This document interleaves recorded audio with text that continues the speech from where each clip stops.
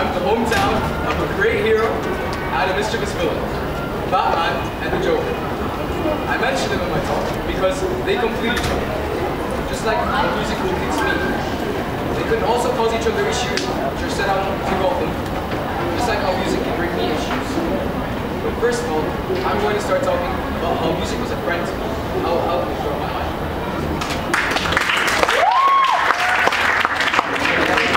Music played a humongous role for me. Back about 4 years ago, in grade 8, I was sort of suffering due to loneliness because I had no friends and I used to sit alone during school days and do nothing. All I do with my life was put my headphones in and just sit back and relax.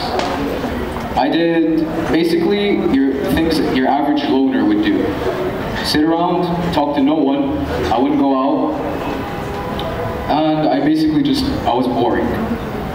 One day, I was listening to music and I was blasting Pink Floyd in my headphones. I was walking down the hallway after school, and my friend that I barely knew anything about walked past me. She stopped me and said, "Hey, you actually listen to that band?" And at that moment, we just had a bond, just like that. We clicked. We understood each other on sort of a spiritual level. Because when two people who listen to the same type of music meet each other and actually interact, their bond grows in a very strange way, but a good way. You have two people who understand each other's issues and understand each other's traumas, the things they go through. You understand each other, and that's something that's unbreakable. When you try to break that bond, it's not going to work. She helped me change myself, and so did music. I went from being an introvert to an extrovert in about 2 months. I went from having no friends and not going out at all to going out every weekend with new friends from outside of school and inside of school. I started to mix with people, bond with them, have tighter bonds, and just be happy. I had a joyful life and I was alive. And I have to thank music for that, and my friend. But with all that, I grew an appreciation for music. And with that appreciation, I grew a passion. I wanted to learn guitar. I wanted to have to do something with music. I wanted to make people feel the way I felt when I listened to music. Happy and understood. So I went out and I learned guitar. And then when I did that, my dream came in. My dream to become a guitarist and to have a happy life where I share my thoughts with people and they understand them came in. But with that dream, music slightly became my enemy. You see, it's kind of how when you have an amazing dream, a utopian dream, you have something that you think about every single day. It's your passion. It's what you want to do with your life. And then you're opposed for it. People tell you you can't do it. You'll never be able to do it because it's not a job that's worth doing. You won't make money. You won't live a happy life. You won't live a life worth living. But what they don't understand is that this is your passion. This is what you want to do with your life. This is what you want to spend your life doing. We as people criticize others without thinking first. Like some people say, shoot first, ask questions later. Humanity usually does that, but the issue with that is when people criticize others, it hurts them and they don't notice. What you should do is you should rise above the criticism given to you. You should go above that. You should and you should think about it.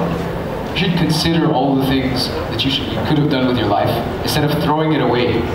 Because your passion is what you want to do. Don't just listen to someone's criticism and take it in and let it hurt you. Rise above it. Do something about it. If they don't like it, then maybe try to work it through your way. Make them like it in a way where both you're happy and they're happy. That's when I kind of took a turn in my life, when I realized that. My father started to share things with me. We started to share sort of a bond with music. He shared some of his interests with me, old school music, country music, which I didn't really like that much. But still, I started to enjoy it. I started to like sitting down with him and listening to music, sharing something. It felt more natural to have someone that's actually a family member share something with me that's my passion.